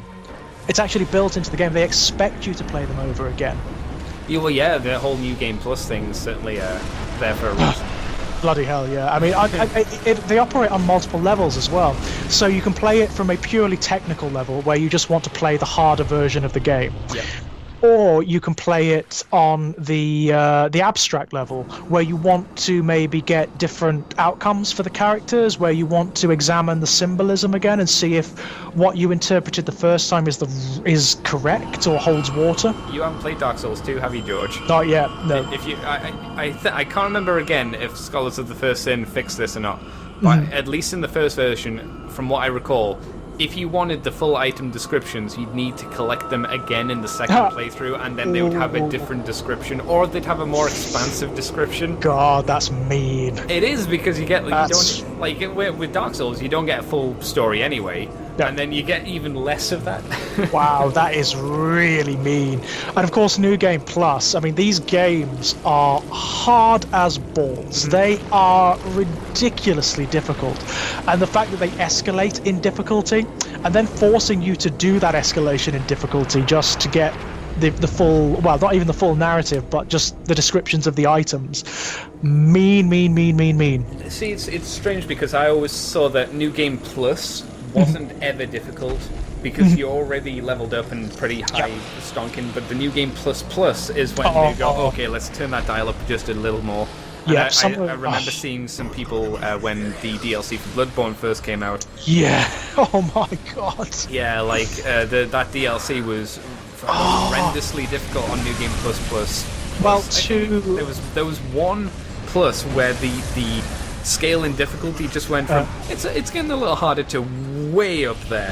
Like, well, one hit kills. It has two of the hardest bosses in not just in Bloodborne, but in all of these games. Yeah. All of these games. It has Ludwig. Oh, his attack patterns are like the worst things to try and predict. They're so difficult. This is why Ludwig is arguably one of the hardest bosses, because he actually has, until his second form, in his second form he does have attack patterns, but his first form has none. Yeah, it's mad. You actually, and it's very difficult, because of the way you have to fight him, it's very difficult interpreting his tells, because you have to fight him close up. You've got to. If you move away from him to get like a scope on the battle, he'll just charge you and kill you. One hit. Yeah, often one hit kill. So you can't tell what he's going to do half the time. It's often when you do get through that form, it's luck. It is often luck. Whereas the one that took me the longest was Lawrence. I could see that. The second half of the fight, the first half. Yeah, the first half actually, bizarrely, and it's not because his attack patterns are very predictable. He's actually he's only got a very limited attack array, Lawrence, and you can tell every single one very easily. The problem is they kill you in often a few hits. Yeah. See, I thought the second half would have got you because of the lava. Because as soon as you touch the lava, you're gone. You're gone, basically. But no, I didn't mind the second half so much. There is a bit of a trick with the second half. If you stay on his left-hand side, and you can manage that, he can't hit you. Right. It's very hard to manage because of the way he sort of like maneuvers all over the place. But if you can do it, you can kill him pretty easily after he's basically been sliced in half. But my god, he took me so many tries. So many tries. And on New Game Plus and Plus Plus, I can't even imagine what he's... In fact, I'm sure that in my playthrough, if you watch the video where I killed him, was this the video where you did record it or where you didn't record it? No, this is the one where I did bloody record it. But no, this is the one where I did manage to record it. I didn't lose it like an arse. What happened was I set up the situation. I basically said to the audience, right, okay, this is the hardest boss in the game. It's going to take me forever to kill it. But I managed to summon an ally who was obviously ridiculously high level and experienced because we killed it in one go. Yeah, he knew what he was doing.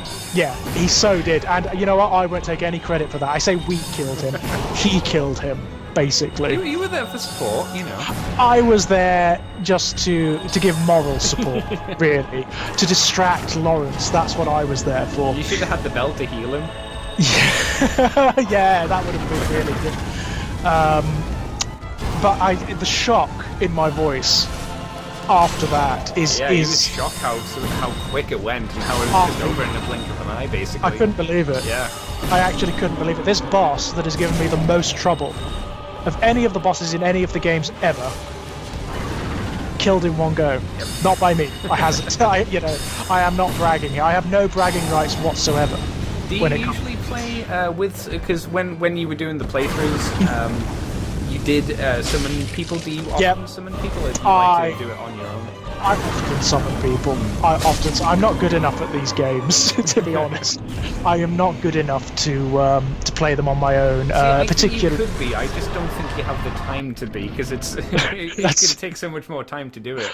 That's principally it. It's because there are some enemies, there are some bosses, certainly in Bloodborne, and certainly in Dark Souls. In Dark Souls, I've defeated most of the enemies myself, most of the bosses myself, because I think they are generally easier. Oh yeah, certainly. Again, it's it's an older game, so you can kind of see where they were getting the ideas from. Absolutely. The hardest one was Ornstein and Smough, and that's because it's just a pain in the arse dealing with both of them. Absolutely. Oh, Ornstein and Smough, love them. The names are great. They are. For one thing, Ornstein and Smough. What is it? It sounds like the name of a law firm or something. I was thinking a children's book. Ornstein and Smough. Yeah. It does sound like a children's book. Yeah. Brilliance. Absolute brilliance. Yeah, they're evil. They are absolutely evil together. But once again, once you've got them down, once you've got the patterns down and you know what you've got to do, they're relatively easy. Yeah. Certainly compared to the likes of, say, Lawrence or Ludwig or some of the son of a bitch bosses from Bloodborne. Mm-hmm. Gehrman, for example. Not Gehrman, no, the first one that you fight. We talked about the daughter dying earlier. Father, what's his face? It's not Gehrman. Gascoigne. Father Gascoigne. Yeah. He is a son of a bitch. He's not a nice boss to fight very early on. He's quite because he's so aggressive. He is so aggressive. No, he doesn't. He just does not stop. He just keeps coming after you. I think that's what it's for. It's like the stray demon at the beginning of Dark Souls. It's designed to show you what this game is going to be like. It's not.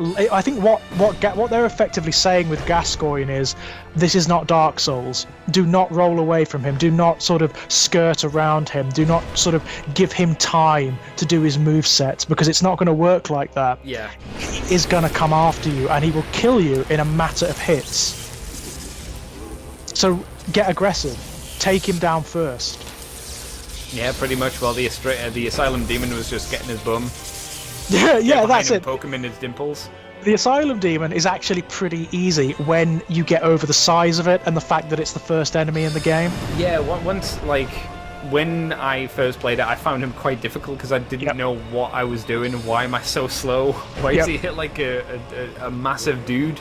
Well, I think the problem is you're looking for a trick, aren't you? Yeah. Like any video game before it, you'd be thinking, oh, well, there's a technique, there's a trick, there's an item, there's something I'm not getting. Where's my quick time event? Exactly, but it's just not going to give it to you. No.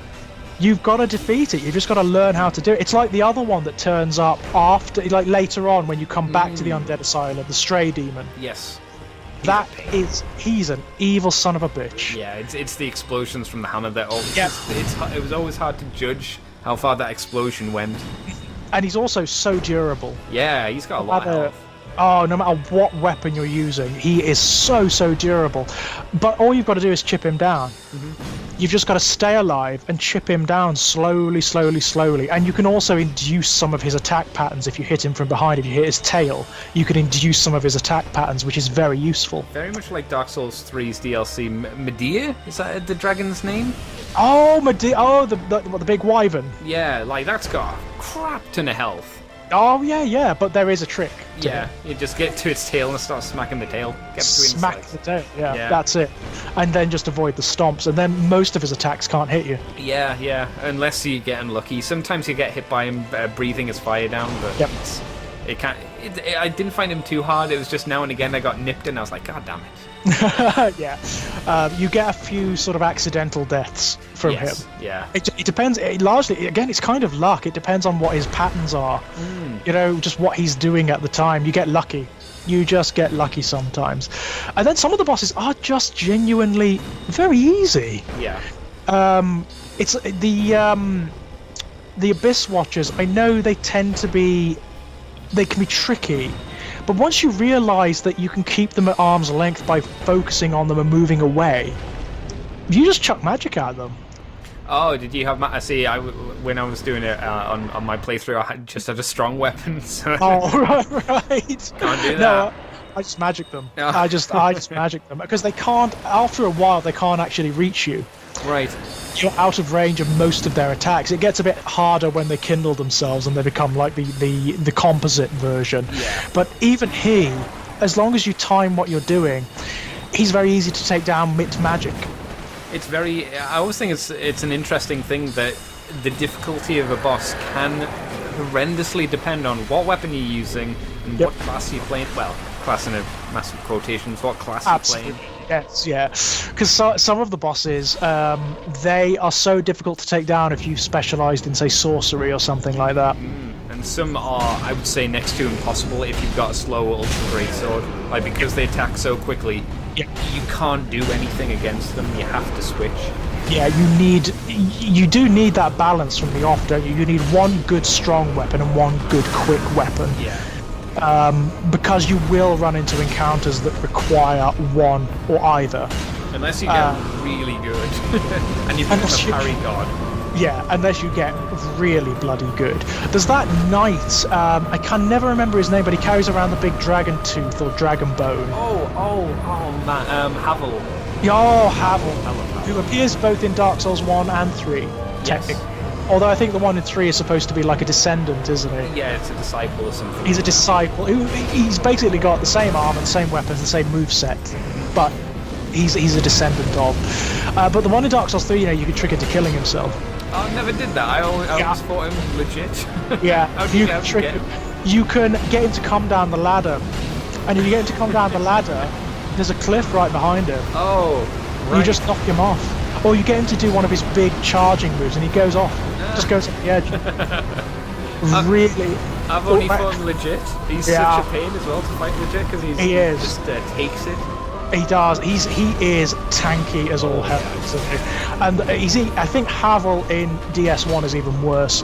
I'd say it's easier in DS1 because he's got less movesets and he doesn't have the weapon art where he surrounds himself in stone. No, he doesn't. He definitely doesn't have that. Can't be stopped at that point. But what I found with the one in Dark Souls 1, I had to beat him legit. Yes, you certainly do. See, I think he's not too bad because he's really easy to strafe backstab. Yes, you do the backstabs, yeah. it took me a while to learn you could do that to him as well. I kept trying to parry him, which you can do. I know you can do, and he's wide open to that. I don't think there are many attacks that he does that can be parry though, right? Because he's got an ultra weapon. Yep. So just do the backstab. It's much easier. But it takes so long. Yeah, he's got loads, especially at the time when you find him. If you've got the master key and you just happen to stroll down there, you go, oh my god! But if you can do him, oh my god, you are set. Yeah, the Havel's ring is so good. Yeah, it so is. So good. But that, again, this is something I find with Dark Souls 1 in terms of its structure. You can do things like that if you're good enough. You can do certain things early that set you up really, really well for later on. There are only a few parts that are completely locked off to you, as far as I'm aware, which is just like Sense Fortress onwards. Yeah. What else is completely locked off? Not much. Not a big deal. No, because you could go down all the way to Isolith, I suppose, if you were able to. You technically could. I wouldn't want to do it. You could go down and fight Nito, but I don't know why you'd want to go into the Tomb of the Giants without any kind of light source. Or no. Just ever. That would be fun. Nito, I love him. Yeah, I just like. Well, I'm a big fan. I've said this on my podcast. I'm a big edgelord because I love skeletons. So. Yeah, so he's just all of the skeletons. He's all of the skeletons all the time, forever and ever. And I love his background as well. I love the fact he is the first entity to experience death. Yeah. In this universe. How do you think it happened? Do you think he just tripped over and fell on his neck? Wouldn't Something really embarrassing. Yeah, that'd be great, wouldn't it? It was just, he just tripped. Ate a grape, choked to death. Yeah, Nito, the Grave Lord, the Lord of all the dead, just tripped over something or choked to death. Yeah. But I love that. I love the background of him, and he's got such presence, like a lot of the monsters do. You can sort of understand his nature just by watching him and looking at his environment and where he occurs. Yes. I love that. Absolutely love it. It's why I love Kreelag so much. Well, I just feel bad for her because she's just trying to take care of her sister. Yeah, you actually find that out after you kill her, obviously. And you know what? She was just minding her business. Yep. I know she's a Chaos Witch, and I know that she's a daughter of Chaos, and is probably there for a negative element, shall we say? In what sense? In the sense that she's probably wants to spread chaos and destruction throughout all creation. Well, this is it. You don't know. I always assumed that she was just there to, at that point, look after her sister, because she knows that undead are going to have to try and get past her to ring that bell, so she's going to get humanity to save her sister. Oh, that's sad. That makes it even sadder. Yeah, it does. That's why I always joined the Chaos Covenant afterwards. I'm just like, just take these. I'm so there sorry. You go. I like the fact that Keelana, you can only talk. Is that the spider, or is that the one that is invisible? Keelan, sorry, not Keelan. Keelana's the one that's invisible. Right. Keelan is the diseased spider woman. You can speak to her if you have the right ring. Yeah, you need the old witch's ring. If you don't get that as your starting gift, it takes forever to get it. Forever. Certainly does. But you get so much from the little mad rumblings and mutterings and whatnot. You start to understand that she is actually diseased. There's something wrong with her. Yeah. And that's fantastic. I love it. And I love the fact that they are the daughters of the Chaos Witch. Yeah, the original Witch of Isolith. Yeah, so one of the original lords, one of the original children of the fire. Yeah. So one of the original children of life itself. That's so cool.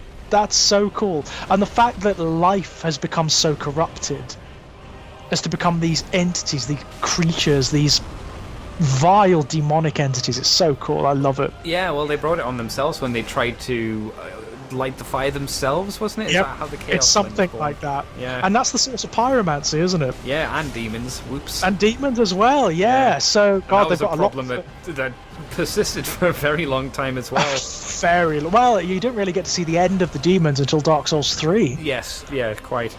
And in Dark Souls 3, they're really sad.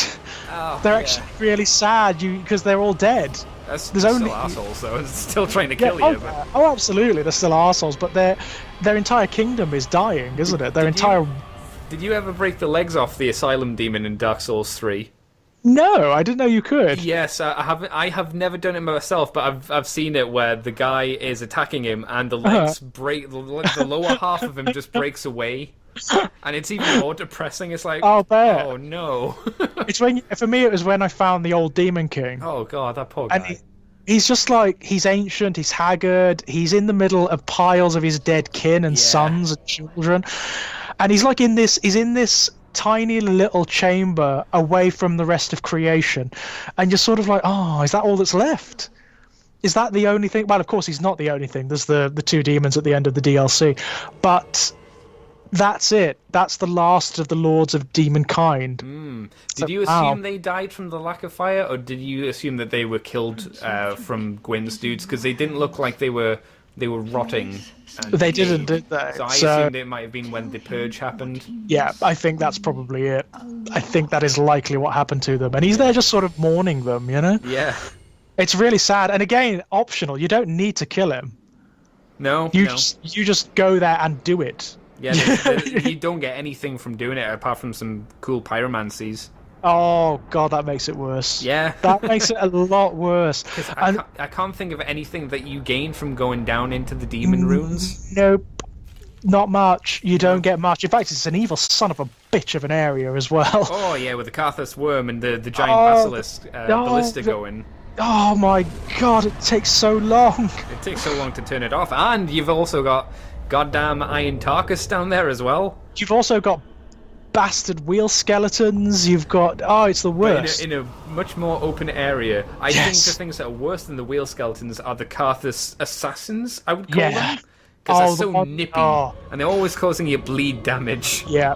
And if you get both of... There are two up there, Oh, aren't there? they're In the dead. ballista. And if you activate both of them at once... Oh, my God. Yeah, it's awful. Yeah, it's an evil area. It took me a long time to do. A long, long time. But yeah, and again, you get the last demons, which are at the end of all creation. Yeah. The two things that are left are these, and of course, even they're degenerate. There's not, there's the what's the one called, the poison demon, or the They can be either or depending on how Yeah. they are. There's the demon of pain. That's and it, the the demon demon- of below. that's it, the demon of pain and the demon of below, and they are clearly dying. Yeah, It's like the last gasp for demon kind. hanging around And- the old Firelink shrine as well. Yeah, it's sad. It's actually really sad, I find. Yeah. And you kill them. I mean, you destroy them. You are the end of demon kind. It's taking you a while, but you get there. You eventually get there. You undo the chaos that the witches created. It's kind of sad. There's nothing celebratory about it. No, well, maybe they're better off. 'Cause, Maybe, at well- that point, there was nothing left for them apart from death. That's a fair point. That's an absolutely fair point. But Maybe isn't that very Dark Souls? very Dark Souls, yeah. And you know what? Why? Yeah, I know that the witches created this new form of life through their... I suppose they were kind of sin in many respects, which is trying to kindle the flame, which was demonkind. But is demonkind any worse than humanity or than the other entities in this universe? I wouldn't say so. Was there enough information? Because I can't remember why Gwyn sent the Silver Knights after them at that time. I Weren't can't they quite attacking remember. people, or was it even mentioned why? I can't quite remember off the top of my head whether there was a specific reason, but given Gwyn's increasing paranoia and insanity, it may have just been genocide. It may be. It may have just been genocide. I mean, he did it to other species, didn't he? So, I and can't the remember. demons- Did the demon stuff happen before or after the Abyss? I think it was after. I think it was after. Yeah. I think it was after. So yeah, I mean, it's not necessarily the case that the demons would have been a terrible species to have taken charge here. No. Well, as good as anyone else, I suppose. As anyone else, including the angelic species that come about, because they're not, they're no great shakes either. No. It's despair.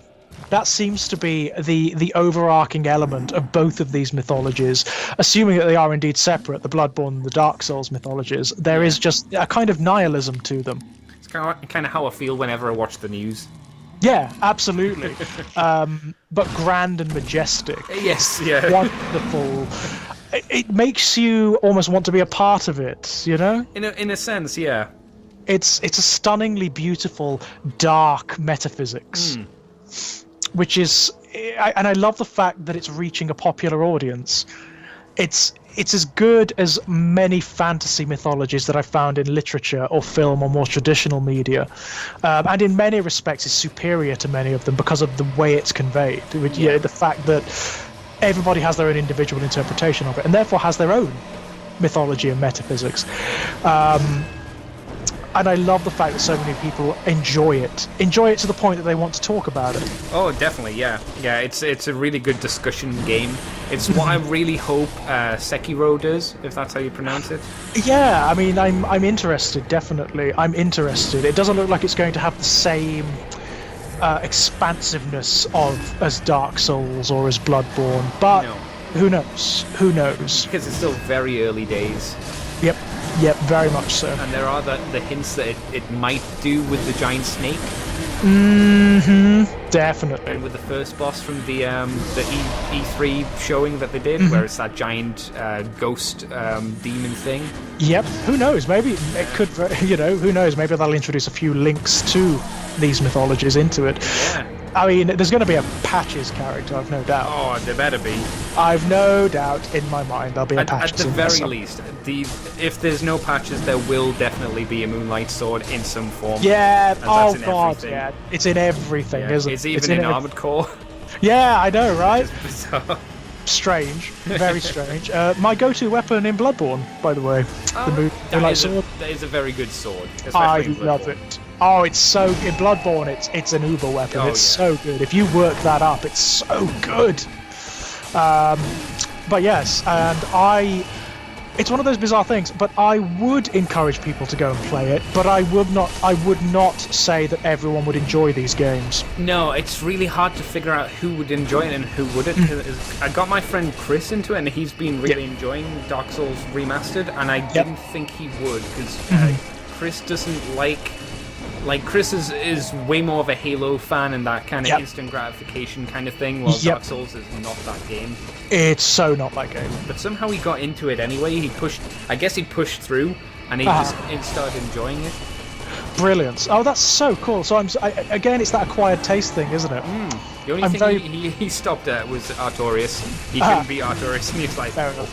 Fair enough. I was like, that's fair. Yeah, that's totally fair. I get that. I told him, totally get me there, and I'll help you get past him so you can at least try Manus. I didn't tell him that Manus was worse. Yes. Brilliant. That's for him to find out. And for you, indeed, ladies and gentlemen. But if you can't, if you find that you are amongst the people who can't play it, who don't enjoy it, and they are those kinds of games, they're Marmite games, you will either like them or you won't.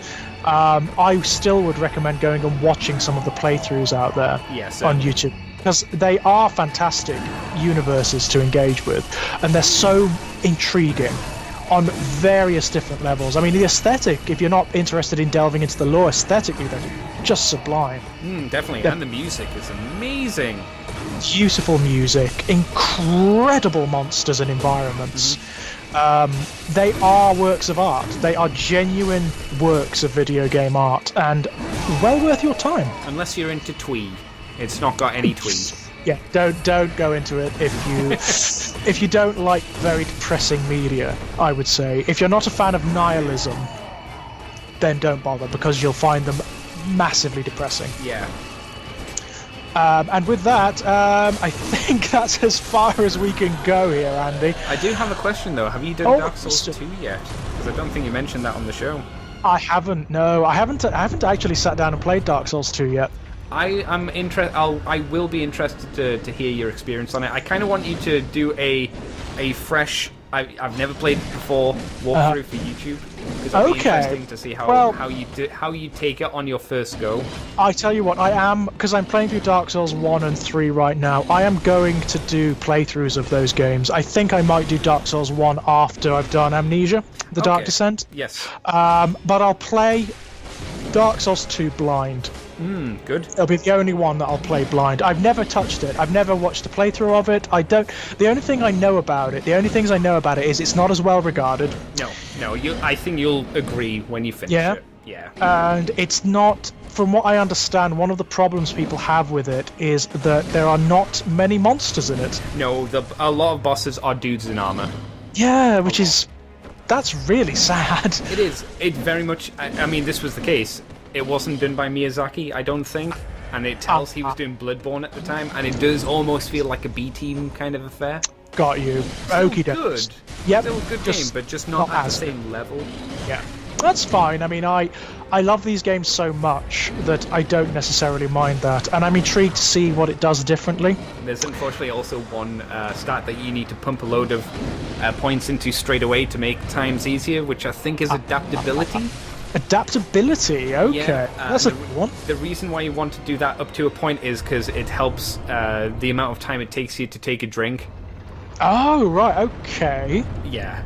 That's a very peculiar one, but fine. I can't remember if it does anything else. It before you start, just check on adaptability. Yeah, just pour points into it, yeah? Yeah. Okie dokes. I'll definitely do that. I'm looking forward to it. I am actually looking forward to it because I knew a bit about Dark Souls 1 and Dark Souls 3 I know a lot about because I watched your Let's Play of it. Which is finished now. Yes, well worth checking out, by the way, ladies and gents. Well worth checking out. With Uncle Bobby B. Uncle Bobby B, absolutely. The great daddy.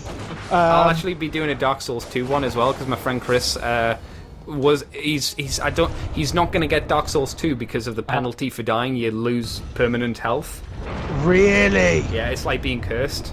Oh my god, you are kidding me. No, it doesn't take you to nothing, but you will see it kind of go down little by little, and you go, oh dear. Jesus Christ. He doesn't want that, so I said, okay, I'll do a playthrough. So that sounds... Wow. That does sound punching. The way that you reverse that is you use basically an ember, or what the game's equivalent is. Oh, I see. So it's equivalent of like hollowing, or right. Okay, I can sort of see that. But even so, that's evil. It's unpleasant, especially when you're going through it the first time. And it is. I'd say it's cheaper in a lot more than the first or third games. There are a lot more like, oh god, really? There was no way of knowing. Well, this is, as I was saying earlier, this is something I do enjoy about these games, the fact they are hard but rarely cheap. Yeah, 2 feels cheap in places. Right, okay, so I'll just have to grin and bear that, yeah? Yeah. Okay. There's good stuff in there, though, but it is... Oh, the Shrine of Amana. What a goddamn fucking nightmare that place is. I'm going to have to go through there again. Oh my god. Oh, this is sounding fun. Oh, it's awful. The Shrine of Amana is the worst. It's badly designed, I think. Oh no, again, this is something that really upsets me because something I love about Dark Souls 1 and 3 and Bloodborne, the environments are gorgeous. Waist high water. So you can't run properly. No iron ring. oh god. Invisible foley off points as well. Not invisible, but you gotta. If you don't have a light, you can't see where there are giant holes. God. That's the cheap stuff, and there are sorcerers everywhere shooting magic at you. Brilliant. I will very much look forward to that. To hurling my controller through the TV screen. Yeah. Brilliant. Right, ladies and gentlemen, I think that's as far as we can go thus far. Andy, is there anything you'd like to pimp out? Yeah, sure. You can find me on the Moonbase 2 podcast, which is a Transformers podcast. You can find me on those places are Facebook, iTunes, Libsyn, most of the RSS places that you go to. And if there's a Patreon page, patreon.com/moonbase2. And I've also got a YouTube channel, which I fairly infrequently use at the moment, which is just Cobra Commander TFW. Go check out that Dark Souls 3 Let's Play, by the way. It's very, very good. Very good indeed. And what you will notice, if you compare and contrast it to my Bloodborne playthrough, Andy plays much better at these games than I do, I can tell you. I have a lot more time on my hands. So, likewise, you can find me on the Fluff and Hammer, which is our Warhammer 40,000 podcast. We're going to get you on there, Andy, at some point, but got to come on. You can find my work at www.strangeplaygrounds.com. enigmaticelegy.com, where you'll find fiction and articles and all sorts of stuff. You can find me at Enigmatic Elegy on Twitter and hanging around these parts at Exaggerated Elegy. Until next time, ladies and gentlemen, thank you so much, Andy, for coming on. Been looking forward to this for ages. Yeah, same. And I will hopefully speak to you all very, very soon. Bye-bye! Bye-bye!